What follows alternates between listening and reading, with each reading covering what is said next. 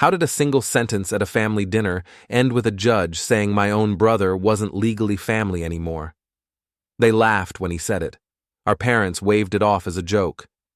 Weeks later, in a courtroom, I explained everything calmly, and the laughter stopped.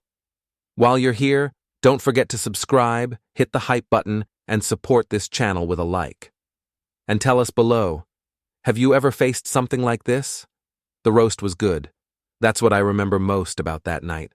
The roast was actually good, and for once, Mom hadn't overcooked it.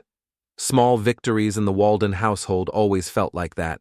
Accidental, unacknowledged, fleeting. I sat at the far end of the table, same spot I'd occupied for 44 years. Elias sat across from me, closer to Dad, where he'd always been. Geography matters in families.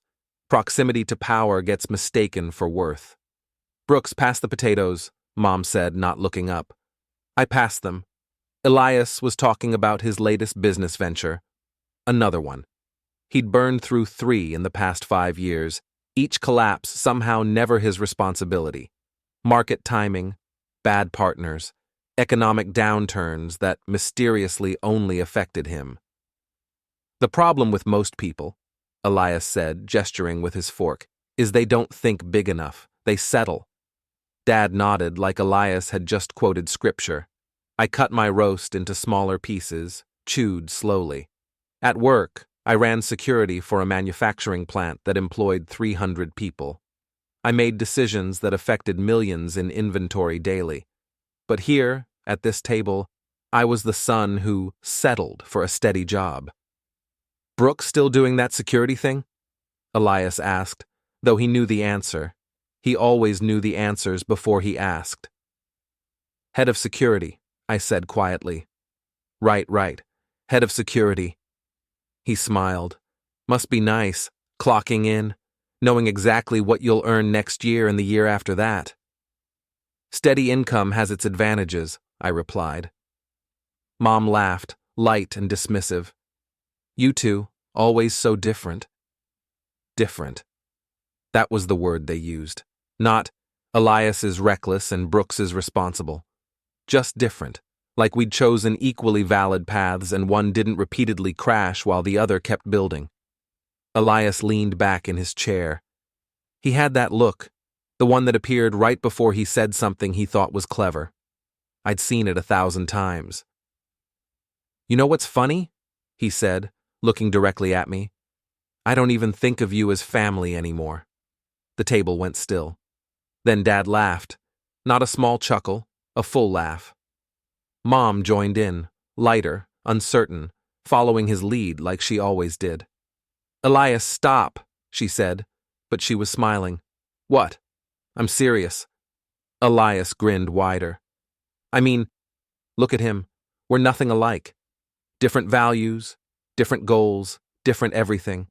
Might as well be strangers who happen to share a last name." The roast turned to paste in my mouth. I swallowed carefully. Dad shook his head, still grinning. "You're terrible." "I'm honest," Elias corrected. I set my fork down, aligned it carefully with the edge of my plate. Mom was watching me now, that expression she wore when she wanted peace at any cost. "He's joking, Brooks." I didn't respond. The words had been said. Public. Clear. Witnessed. Elias reached for his wine glass. "Come on, don't be so sensitive, it's just a joke." I stood up. "Thanks for dinner, Mom." "Brooks, I have an early shift tomorrow." I walked out. No one followed. No one called after me. The laughter had already resumed before I reached the front door. In my car, I sat with my hands on the steering wheel, engine off. The porch light glowed yellow. Through the window, I could see them still at the table. Elias was gesturing, animated. Mom was clearing plates. Dad was refilling his wine. Normal. Everything was normal. I started the engine and drove home. My kitchen at 2 a.m. was quiet, in a way that felt intentional.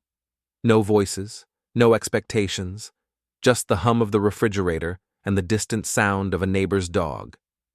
I made coffee, I didn't drink, and sat at the table with my phone face down beside me. I don't even think of you as family anymore. 7 words, said with a smile, received with laughter. My phone buzzed, the family group chat. Mom. Great dinner tonight. Love having everyone together. Elias. Best roast in years, Mom. Dad. Already looking forward to next month. I stared at the screen. No mention of what he'd said, no acknowledgement. It had already been erased, rewritten as another successful family gathering. The cursor blinked in the reply box. I could type something. Point out what happened. Ask why no one had said anything when I left. But what would that accomplish? They'd already decided it didn't matter. I opened my messages and scrolled back. Years of conversations. Elias asking for loans he never repaid. Elias needing references for jobs he'd quit within months. Elias forwarding me bills for things he said we'd agreed to split. Repairs on Mom's house, Dad's medical expenses, gifts I'd never been consulted about. Each time I'd paid. Each time it was easier than arguing. I'd been 22 when Elias was 19 and got into trouble with a business deal gone wrong. Dad had co-signed something, and Elias had stopped making payments. The creditors came after Dad. I'd covered it. $6,000 I'd saved for a certification program. Elias had hugged me, promised he'd pay me back within the year. That was 22 years ago. I could still remember the relief on Dad's face when I'd written that check. You're a good son, he'd said. Family takes care of family. But Elias had been family too, and he'd walked away from the debt without a second thought. At 25, I'd arranged a loan through my credit union when Elias needed startup capital. He'd called it an investment in both our futures. The business folded in 18 months. My credit took the hit. The loan officer had been apologetic but firm. My name was on the papers, and Elias had stopped responding to their calls. I'd paid it off over 3 years. Elias never mentioned it again. At 30, I'd vouched for him at a company where I had connections. He'd been let go after 4 months for attendance issues. My professional credibility absorbed the embarrassment. The hiring manager had pulled me aside afterward. I trusted your judgment, Brooks. This reflects on you too. It did. And I'd apologized. And I'd been more careful about recommendations after that. At 35, 38, 41, the pattern repeated with variations. Different crises, same ending, and through it all, Mom and Dad had smiled and called it family support. But support implied reciprocity. This was something else entirely. My phone buzzed again. Elias. Brooks, don't be weird about tonight, you know I was joking. I stared at the message. The cursor blinked in the reply box. Don't be weird. As if my reaction was the problem. As if leaving a dinner where I'd been publicly dismissed was somehow inappropriate. I closed the app without responding. The kitchen felt smaller suddenly, the walls closer. I stood and walked to the window. Outside, the street was empty, streetlights casting yellow pools on the pavement. A cat crossed from one shadow to another. Everything looked normal, orderly, the same as it had been this morning before dinner. But something had shifted. In my home office, I pulled out the file cabinet drawer I rarely opened. Tax returns, legal documents, mortgage papers, and beneath those, the folder I'd kept without really knowing why. Co-signed agreements, loan documents with both our names. The contract for Mom's house repair that Elias had insisted we split and I'd ended up covering entirely. His signature next to mine, again and again, connecting us legally in ways he'd spent years pretending didn't exist. I laid them across my desk in chronological order, a timeline of obligation. The earliest document was dated 22 years ago. My handwriting on the memo line, loan for E, business debt. The most recent was from 18 months ago, another shared expense, another promise to pay his half. Between them, a pattern emerged. Not random acts of family support, but a consistent, documentable history of financial entanglement where one party contributed and the other extracted. At work, I was meticulous. Documentation was everything. Evidence chains, proper procedures. People respected that about me. They trusted me with systems that kept the facility running, with authority that could shut down operations if safety was compromised. Security work taught you to see patterns. A single incident might be coincidence. 2 incidents might be bad luck. But 22 years of incidents? That was a system. A predictable, repeatable system. And Elias had just announced he didn't consider me family anymore. I picked up one of the loan documents. His signature was bold, confident. Mine was smaller, neater, both legally binding. But here, in this house, in that family, I'd accepted being optional. Convenient when needed, dismissible when not. My phone buzzed a 3rd time. Mom. Brooks, honey, Elias didn't mean anything by it. You know how he is. Yes, I knew how he was. I knew how he borrowed money and forgot to pay it back. I knew how he made promises and abandoned them. I knew how he treated my stability as a resource to be tapped whenever his instability created problems. And I knew how Mom and Dad had watched it happen for 2 decades and called it just how he is instead of holding him accountable. I picked up my phone and typed a careful reply. Understood. Nothing more. No emotion. No argument. The beauty of that response was its ambiguity. They could read it as agreement, as acceptance, as acknowledgement. They could interpret it however they needed to maintain their version of events. But I knew what I understood, and it wasn't what they thought. I returned to the documents on my desk. Facts had weight. Words spoken in anger could be dismissed. But signatures, dates, legal obligations, those created reality. Elias had said I wasn't family. In that moment, he'd meant it as an insult, a way to diminish me in front of our parents. A casual cruelty he'd gotten away with 1,000 times before in smaller ways. But words have consequences, especially words spoken publicly, in front of witnesses, without correction or retraction. I wondered if he'd considered the alternative, that maybe he was right. Maybe we weren't family in any meaningful sense. Maybe we'd just been 2 people connected by shared parents and legal documents, going through motions neither of us actually valued. I pulled out my laptop and opened a new document, started typing. Not emotionally, just facts, dates, amounts, obligations entered into and abandoned. The document grew, page after page of carefully recorded history, not interpretation, not feelings, just what happened, when it happened, and what the outcomes were. At work, this was called an incident report, a factual accounting of events that established timeline and causation. You didn't editorialize, you didn't assume, you documented. By 3 in the morning, I had 7 pages. I saved the file and closed the laptop. Through the kitchen window, the sky was starting to lighten at the edges. Soon it would be morning. I'd go to work. The plant would need me. Equipment would need to be checked. Protocols would need to be followed. Systems required maintenance, attention, proper documentation.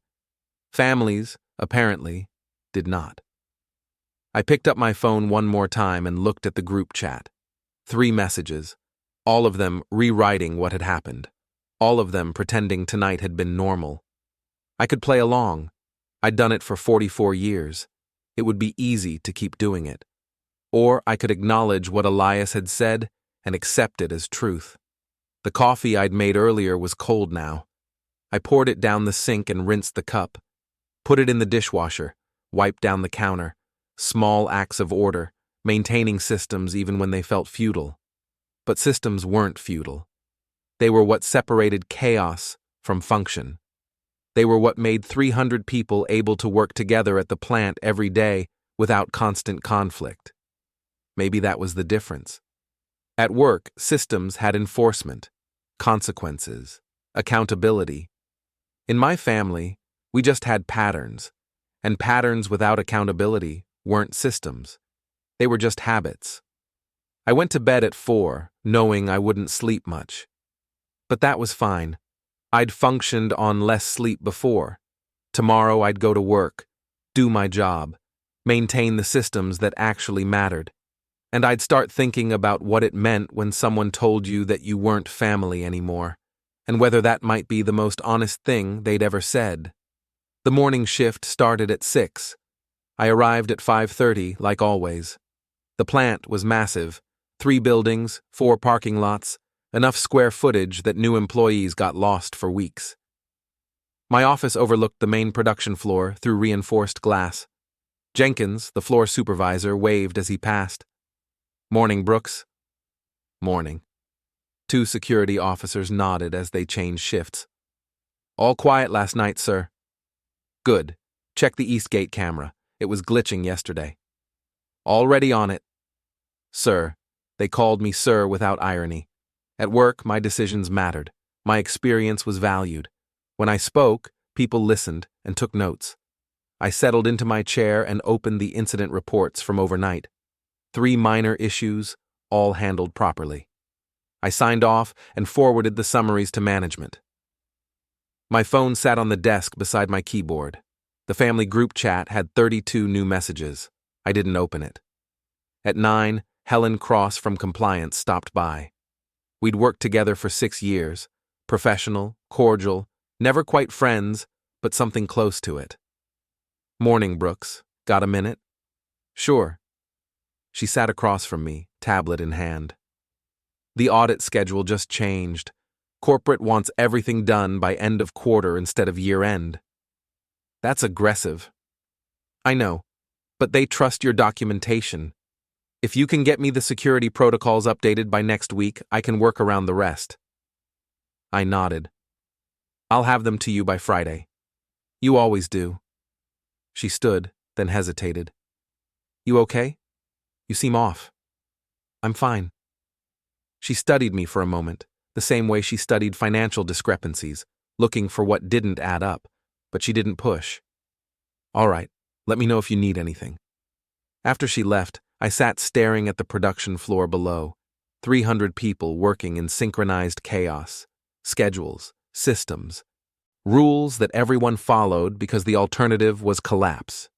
Lines moved in precise patterns. Each station had protocols. Each worker knew their role. When someone made a mistake, it was documented, addressed, corrected. No one laughed it off. No one called it a joke. I watched Jenkins walk the floor, clipboard in hand. He stopped at Station 7, pointed something out to the operator. The operator nodded, adjusted something. Jenkins made a note and moved on. Accountability. That's what made systems work. My phone buzzed. Elias. "Seriously, man. Stop being dramatic. It was a joke." I set the phone face down. The rest of the morning passed in familiar rhythms. Equipment checks, schedule reviews, a brief meeting with the day shift supervisors about updating emergency procedures. Everything orderly, everything documented. At lunch, I drove to a cafe 3 blocks away. Quiet place, good coffee, booths in the back where no one bothered you. I ordered black coffee and sat in the corner booth. The lunch crowd was thin, a few people on laptops, 2 women talking quietly near the window. The hiss of the espresso machine provided steady background noise. I pulled out my phone and opened the family group chat. 47 messages now. Mom. "Brooks, honey, please respond.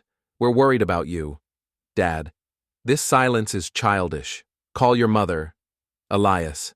Fine. I'm sorry your feelings got hurt. Can we move on now?"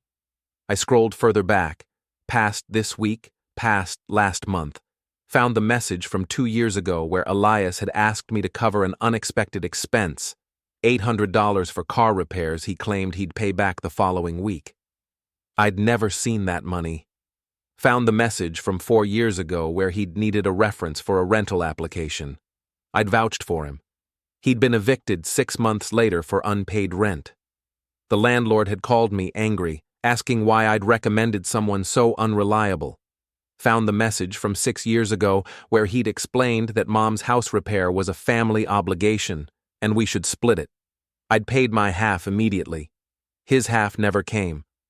Pattern. That's what Nathan would call it.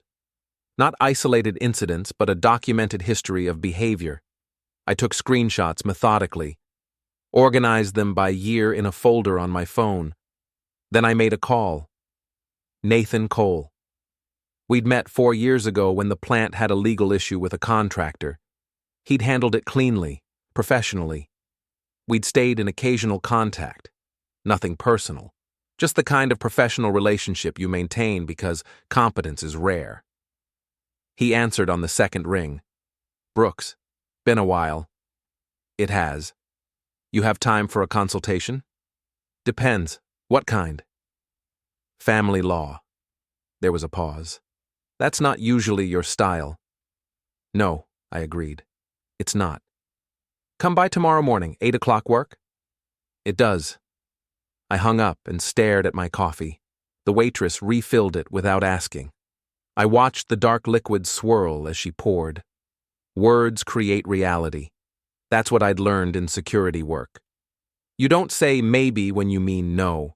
You don't say I think when you know. Precision matters. Clarity prevents problems. Elias had been precise, clear. I don't even think of you as family anymore. No, maybe. No, I think. Direct statement. Present tense. Declarative.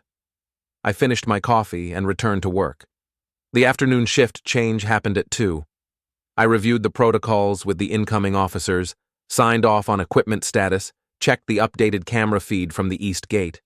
At 4, Helen stopped by again. Got those protocols earlier than expected. You're efficient as always. Just doing the job. She leaned against the door frame. Brooks, I've known you 6 years. You're acting different today. If something's wrong. It's family stuff, I said. Nothing that affects work. But it affects you. I looked at her. I'm handling it. She nodded slowly. Okay. But if you need someone to talk to, I'm around. After she left, I sat in the quiet of my office. Through the glass, I could see the production floor winding down, end-of-shift cleanup, equipment checks, the orderly conclusion to another day. My phone buzzed again. Mom, your father and I think you should come to dinner this Sunday. We can all sit down and talk about this like adults. I stared at the message. Like adults. As if I was the one who'd behaved childishly. As if walking away from an insult was immature, but delivering that insult at a family dinner was acceptable. I didn't respond. The next morning, I sat in Nathan Cole's office. It was smaller than I'd expected for someone with his reputation. 1 desk, 2 chairs, walls lined with legal texts that actually looked used. Post-it notes marked various pages. A coffee mug with a law school logo sat on a stack of folders. So, Nathan said, settling into his chair. Family law. What's going on? I told him. Not everything, just the facts.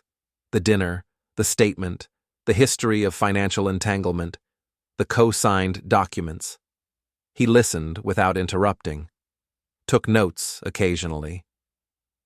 When I finished, he set his pen down and leaned back. And what do you want to happen here, Brooks? I want to know what my options are. For what? Retaliation? Public humiliation? No, for making his words accurate. Nathan raised an eyebrow. Explain. He said I'm not family. I want to know if that can be made legally true. The silence stretched out. Nathan tapped his pen against his desk. Outside his window, I could hear traffic passing. A horn honked once, then silence. You're talking about dissolution of familial ties. It's rare, but it exists. Usually involves adoption reversals, contested inheritances, cases of abuse or fraud. What about cases of verbal renunciation? That's murkier, but... He paused, studying me. If there are legal obligations between you two, co-signed documents, shared liabilities, those would need to be addressed first. You can't just walk away from legal connections. I'm not trying to walk away, I said. I'm trying to establish that he already did. Nathan went still. Then he smiled slightly. That's clever, very clever. Give me a few days to research. Bring me everything you have, documents, messages, anything that shows the pattern of relationship and his rejection of it. I handed him the folder I'd prepared. He opened it, scanning the first few pages. His eyebrows rose. This is thorough. I work in security. Documentation is what I do. He flipped through more pages. How long did this take you to compile? 2 nights. Most of it was already organized. I just had to pull it together. You keep records of everything? In my line of work, you learn to. A missing report can mean liability. An unclear log can mean lawsuits. I apply the same standard everywhere. Nathan closed the folder. Well, it's going to help. Let me dig into this, and I'll call you by end of week. I stood to leave. Brooks, Nathan said. One more thing. Are you sure about this? Once we start, it's public. Your family will know. There's no putting this back in the box. They think it's already in the box, I replied. They think it's handled. That's the problem. He nodded. All right. I'll be in touch. I left his office and drove back to the plant. The morning production meeting was at 10. I needed to review the quarterly safety metrics before then. Work continued. Steady, reliable, predictable in ways family never was. Nathan called on Thursday. We need to meet. Can you come by tomorrow afternoon? I'll be there at 3. The family group chat had gone quiet after 2 days of back and forth. Mom had tried calling twice. I'd let it go to voicemail. Dad had sent a text. Your mother is upset. Call her. I didn't. Elias had sent one final message. Fine. Be a child about it. See if I care. I'd screenshot that too. At work, Thursday felt longer than usual. An equipment malfunction on the South Line required full documentation. An employee reported a safety concern that needed investigation. Helen needed updated compliance reports for the quarterly review. I handled each task methodically. Equipment malfunction, documented cause, repair time, production impact, safety concern. Interviewed the employee, inspected the area, filed the report. Compliance updates, pulled the data, formatted the reports, delivered them ahead of schedule. Jenkins stopped by at 2. Brooks, got a minute? Sure. He sat down, looking uncomfortable.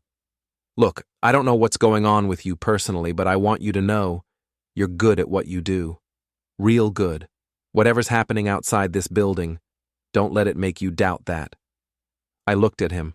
What makes you think something's happening? You've been here 6 years. I've never seen you distracted. This week, you're not distracted exactly, but you're different. Just wanted you to know we notice, and we appreciate you. After he left, I sat staring at my desk. At work, people noticed. They cared. They said so directly. Friday afternoon, Nathan's office felt different. More papers on his desk, the legal texts pulled from shelves, marked with sticky notes. Sit down, he said. This is interesting. I sat. So, here's what I found. You can't unilaterally dissolve sibling relationships in most cases. Family ties don't just vanish because someone declares it. But, he slid a document across the desk. There are legal frameworks for what's called civil renunciation of familial status. It's usually used in inheritance disputes or situations where one party has publicly and formally rejected the relationship. He did that. In a private dinner, yes, but the law cares about documentation and witnesses. There were witnesses, our parents. Nathan nodded slowly. That helps. But we'd need something more, a pattern, evidence that this wasn't a one-time statement but a consistent position. I pulled out my phone and opened the message history. He said variations of it for years, just never that directly. Nathan read through the screenshots I showed him.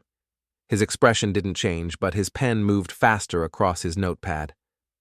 This is good. This establishes pattern. Now here's the part that makes your case unusual. You have shared legal obligations, co-signed loans, joint guarantees. If he's renouncing the family relationship, He's also potentially renouncing the obligations that came with it.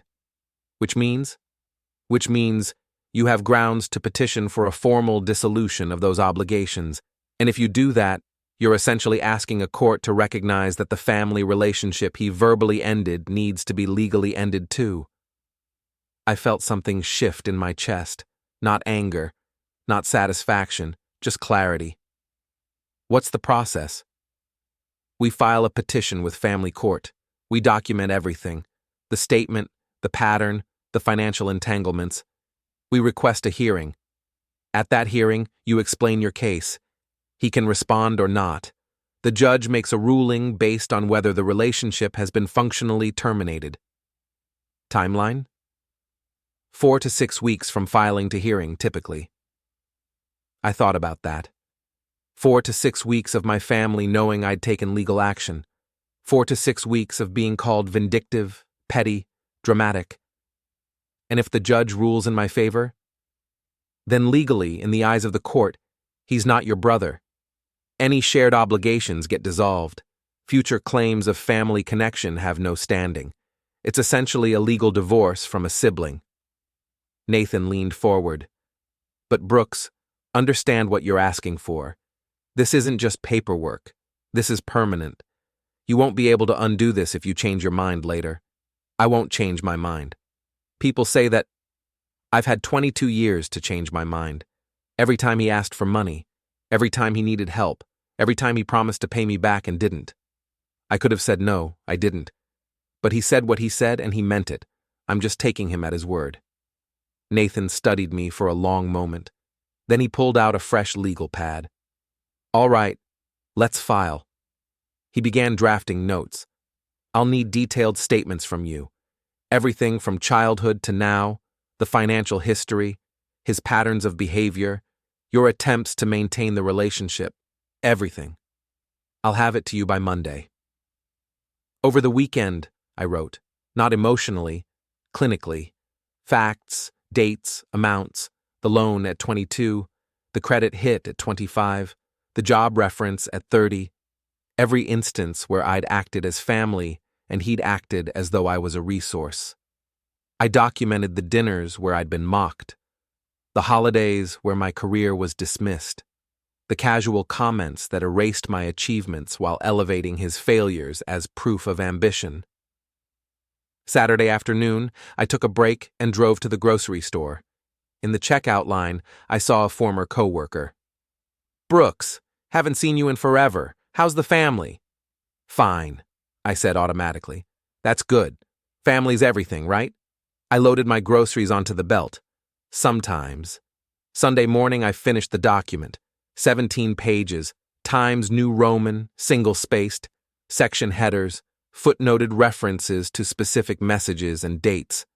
I read through it once, then again. It was comprehensive, unemotional, the kind of report I'd submit for a workplace investigation. Monday morning, I sent it to Nathan. He called an hour later. Brooks, I just finished reading this. And? This is more than I expected. A lot more. You've essentially built a complete case file. Is it useful? Useful? Brooks, this is exactly what we need. Most people give me emotional rants. You've given me a timeline with evidence. This is going to be very effective in court. So we can proceed? We can. I'll draft the petition this week. We should be ready to file by Friday. On Tuesday, Mom called. I was at work, reviewing incident reports from overnight. I let it ring through to voicemail. She called again Wednesday morning. I was in a meeting with Helen about the quarterly audit. Let it go to voicemail. Wednesday afternoon, she called from Dad's phone. I almost didn't answer, but something made me pick up. Brooks, honey, we need to talk. About what? About this ridiculous situation with your brother. He apologized. Can't you just let it go? He apologized for my feelings being hurt, not for what he said. Well, what do you want him to say? Nothing anymore. There was a pause. What does that mean? It means I heard him the first time. Brooks, this is getting out of hand. Your father and I are very upset. We're losing sleep over this. Can't you just talk to your brother? Work it out? We did work it out. He told me I'm not family. I'm accepting that. But he didn't mean it. Mom, if he didn't mean it, why did he say it? And why did you and Dad laugh? Silence on the other end. We thought it was funny, she said finally, voice small. It wasn't. Brooks. Mom, I need to go. I'll talk to you later. I hung up before she could respond. Thursday, Dad sent a text. We raised you better than this. Family forgives. I stared at that message for a long time.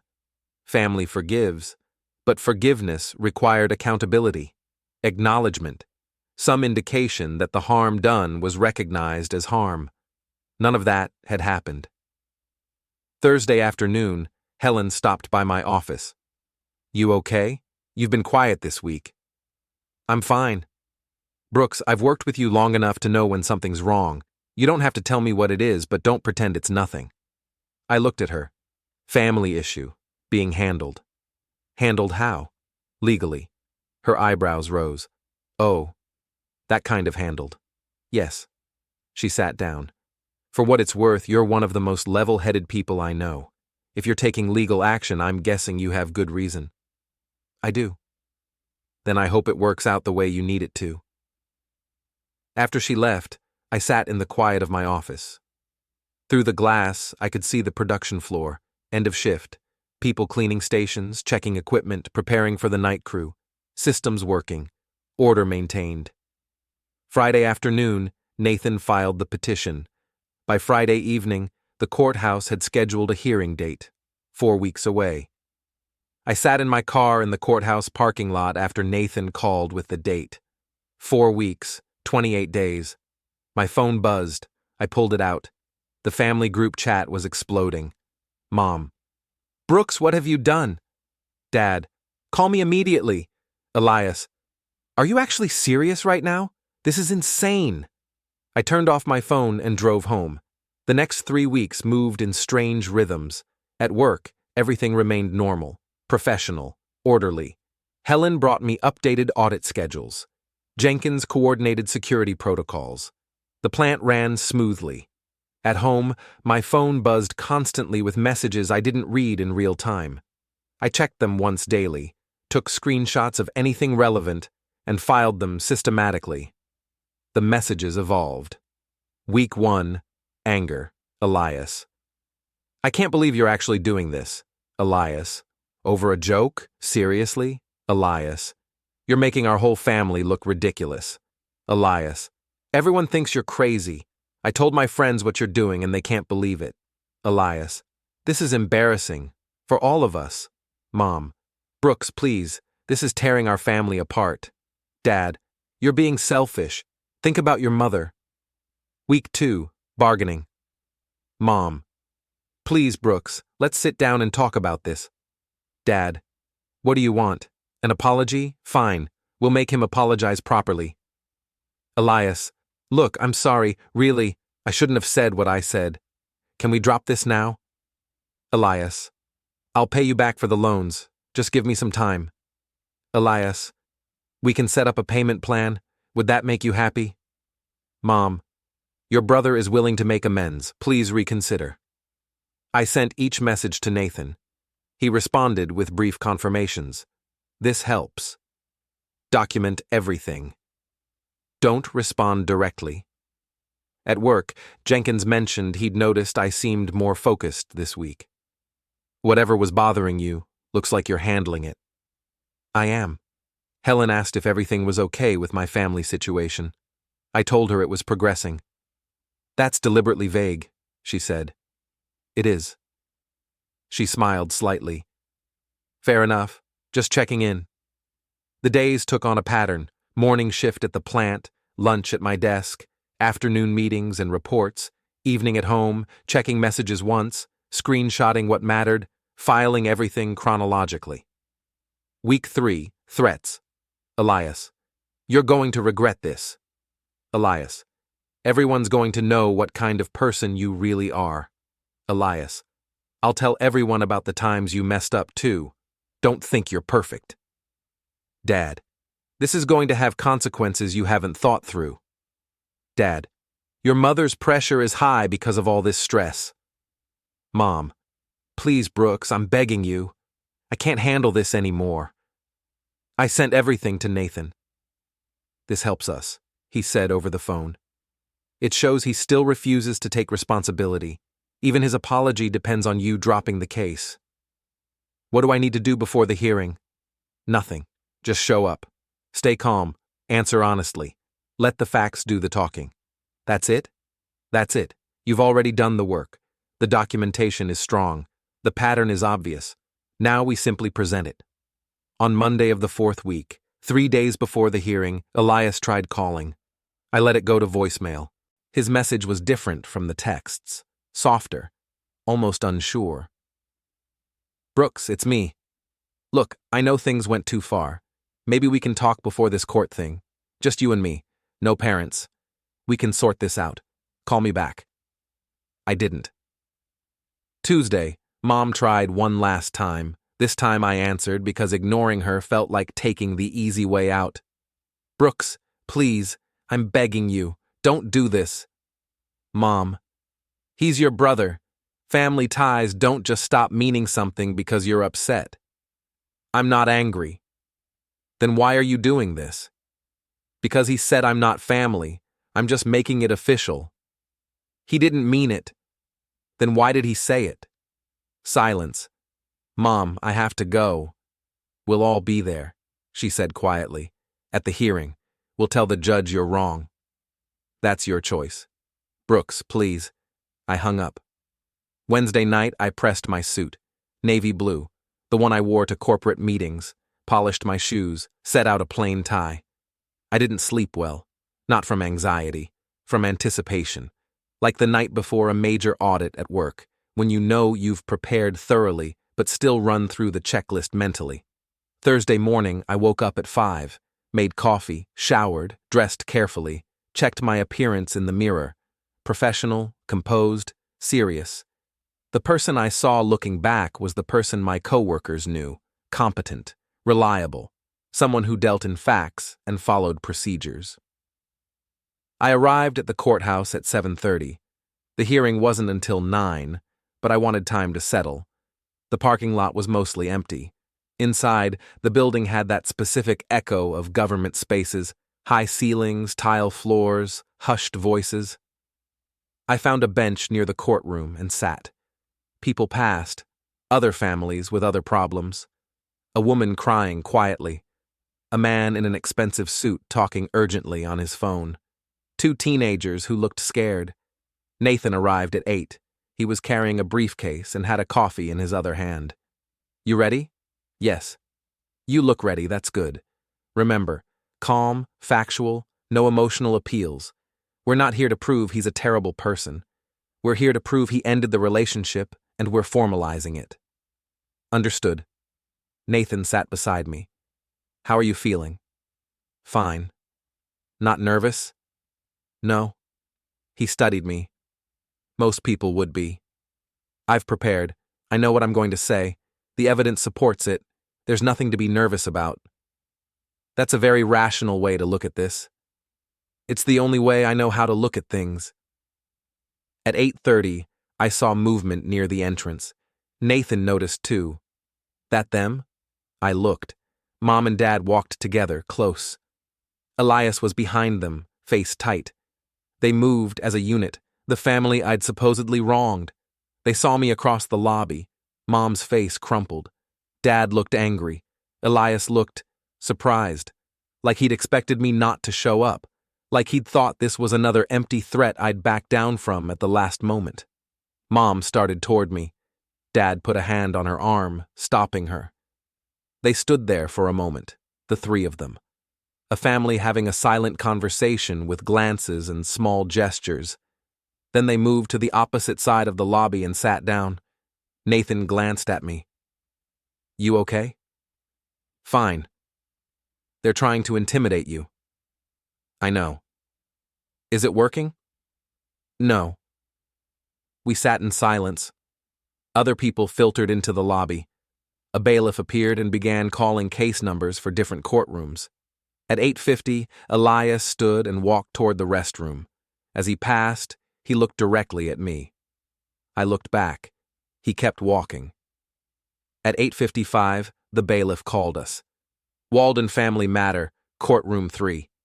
Nathan stood. I stood with him. Across the lobby, Mom stood slowly, like she was moving underwater. Dad helped her up. They looked older suddenly, smaller. We filed into the courtroom in silence. The door closed behind us with a soft click that sounded final. We filed in. Mom and Dad sat behind Elias on the right side. Nathan and I sat on the left.